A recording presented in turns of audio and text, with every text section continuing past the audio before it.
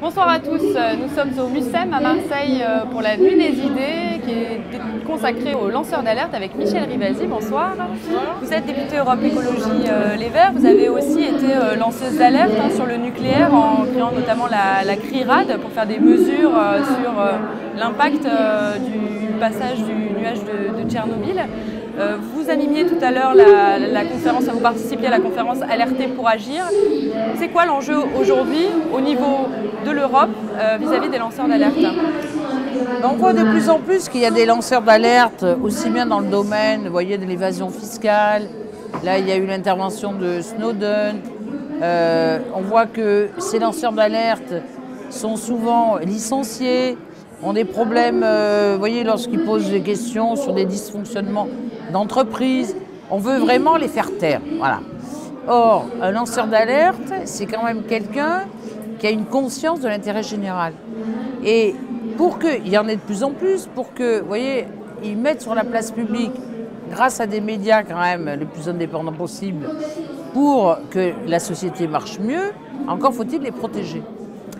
Donc il y a eu des lois nationales, notamment en France, la loi Sapin 2, qui, c'est une avancée parce qu'avant il n'y avait rien, mais qui a quelques petits dysfonctionnements, parce que vous voyez, au sein d'une entreprise, il faut que le lanceur d'alerte informe sa hiérarchie.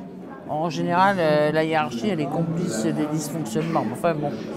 Et puis, moi, en tant que députée européenne, on se bagarre pour qu'il y ait une véritable directive européenne, vous voyez, qui protège le lanceur d'alerte aussi bien sur le plan juridique, aussi bien sur le plan financier, parce que très souvent, un lanceur d'alerte qui se dit c'est pas possible que je me cache cette info alors que ça intéresse la population, soit riveraine d'une entreprise ou de façon plus générale, il faut qu'il y ait une protection aussi financière, vous voyez, pour qu'il ne soit pas licencié, qu'il n'y ait pas des représailles, etc.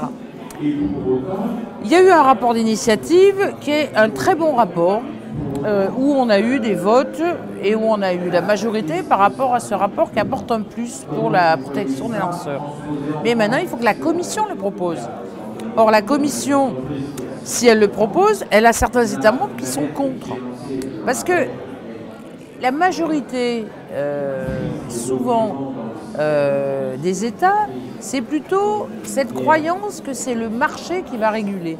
Or, on sait très bien que le marché, eh bien, il va dans le cadre d'une déréglementation. Y compris sur la thématique des lanceurs d'alerte? Mais oui, parce que pour eux, les lanceurs d'alerte, c'est un grain de sable qui va pouvoir dénoncer des dysfonctionnements. Quand vous avez vu l'affaire Fipronil, vous savez, sur les œufs, l'affaire Lactalis, vous voyez, par rapport à du lait pour nourrissons, on voit bien qu'on ne peut pas faire confiance aux entreprises. Bien sûr qu'elles assurent des contrôles, mais là, tout d'un coup, on trouve des salmonelles, on s'aperçoit que 2 mois avant, il y en avait, qu'il n'y avait pas eu de remise en question. Parce que là, après, ça va dans la poudre de lait donnée par des nourrissons et ça entraîne des maladies chez les nourrissons. Donc, les entreprises, ce n'est pas des fanas, vous voyez, pour qu'on protège les lanceurs d'alerte. Les États, suivant le régime politique, s'ils sont très libéraux, ils sont plutôt pour développer le libre-échange, donc pour déréglementer. Et donc on n'a pas forcément l'appui des États. Donc ça ne peut venir que, vous voyez, d'une mobilisation citoyenne qui pousse les politiques à faire en sorte à ce que la Commission propose un rapport sur les lanceurs d'alerte. Est-ce que le fait que la Commission européenne ait commencé son mandat sur le scandale LuxLeaks peut faire en sorte que cette thématique soit retienne, soit porte un petit peu plus?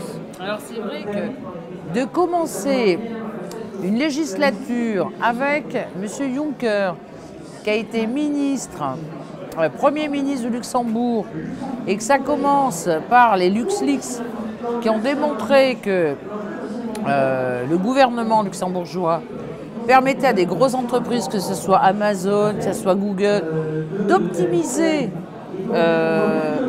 leurs impôts pour en payer le moins possible au niveau du Luxembourg. Normalement, les États auraient dû pousser, alors le Parlement le fait, mais les États auraient dû pousser en disant c'est pas possible. Vous ne pouvez pas dire il faut diminuer les dépenses publiques alors que le budget de l'État diminue parce que les grosses entreprises ne financent pas le budget de l'État. C'est un scandale, ça. Et là, normalement, la Commission, sauf que le président de la Commission, c'est M. Juncker. Alors vous croyez qu'il va se tirer une balle dans le pied en disant « Moi, j'ai participé à l'optimisation fiscale et je voudrais encourager des lanceurs d'alerte pour dénoncer l'optimisation fiscale ». Vous voyez, le souci qu'on a, c'est que on a quand même un parti conservateur très fort au Parlement européen et on a un président de la Commission, vous voyez, qui a participé à des scandales financiers. Donc voilà le problème. Merci beaucoup Michel Rivasi. Merci. Merci à tous de nous avoir suivis. On se retrouve très bientôt pour une prochaine émission.